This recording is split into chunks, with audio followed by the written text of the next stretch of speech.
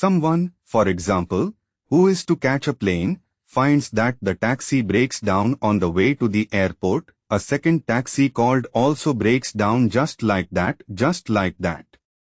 Could you really believe in such a coincidence? The plane in question crashes 30 minutes later, leaving no survivors. Another person, an old and rheumatic woman and barely able to walk, starts to cross a street. There is a loud horn blast and a screeching of tires, but this person is miraculously able to leap to safety. How is this explained? It was not yet her time to die, and so her higher self intervened. In 1/100th of a second, the higher self triggered a reaction in her adrenaline glands which, for a few seconds, provided enough strength to her muscles to enable her to execute the leap which saved her life. Adrenaline released into the blood can make it possible to flee from imminent danger or to defeat the unbeatable through anger or fear. In too strong a dose, however, adrenaline becomes a lethal poison. It isn't only the cerebral canal which is able to conduct messages between the higher self and the astral body. Another channel exists sometimes in dreams, or, I should even say, in sleep.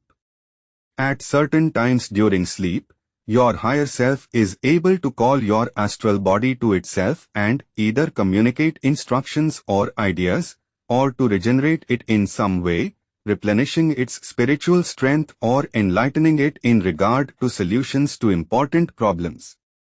For this reason, it is essential your sleep is undisturbed by intrusive noise or by nightmares resulting from harmful impressions received during the day.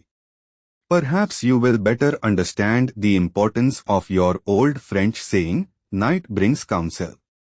The physical body in which you exist at the moment is already very complex, but still, it is nothing compared with the complexity of the process of evolvement which occurs with astral bodies and higher selves.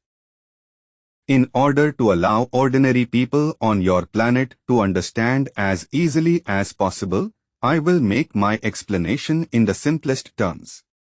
Your astral body, which inhabits every normal human being, transfers to its higher self all the sensations that are experienced during a lifetime in a physical body.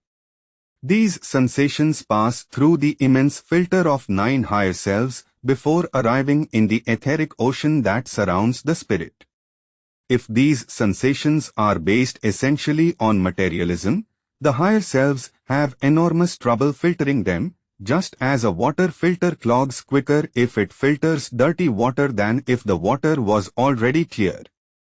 If, through the numerous experiences you have in your life, you ensure your astral body benefits in a spiritual sense, it will acquire more and more spiritual understanding.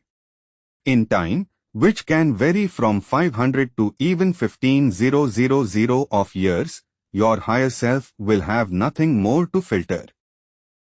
Your earth, this part of itself, embodied in the astral being of Michel Desmarquet, will